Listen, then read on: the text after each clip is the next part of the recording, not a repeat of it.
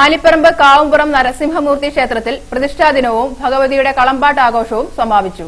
വേലവരവ് കാണികൾക്ക് കമനീയ കാഴ്ചയായി. ഗണപതി ഹോമത്തോടെയാണ് ഉത്സവത്തിന് തുടക്കമായത്. ദാരികാപദം, കളമ്പാട്ട്, കളംപൂജ, കളമെഴുത്ത് എന്നിവയും അന്നദാനവും നടന്നു.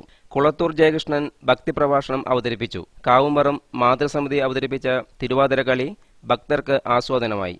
താലപ്പൊലി ദിവസം രാവിലെ പ്രത്യേക ക്ഷേത്രപൂജകൾ, ചെർപ്പുളശ്ശേരി നാരായണീയ സമിതി അവതരിപ്പിച്ച സമ്പൂർണ്ണ നാരായണീയ പാരായണം, ആലിക്കൽ നിന്ന് ദേശതാലപ്പൊലി വരവ് എന്നിവയും ഉണ്ടായി.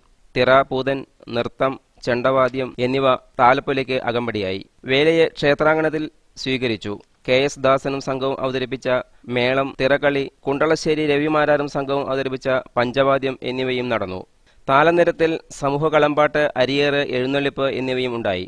ചെത്തല്ലൂർ, ആലിപ്പറമ്പ്, കരുമാനംകുറിശി തട്ടദേശത്ത് നിന്നായി നിരവധി ഭക്തരാണ് ഉത്സവത്തിന് എത്തിയത്. നിറപറവയ്ക്കൽ, നിറമാല, ദീപാരാധന ചടങ്ങ്, ഭക്തർക്ക് അന്നദാനവും ഉണ്ടായി. News bureau, Chethallur.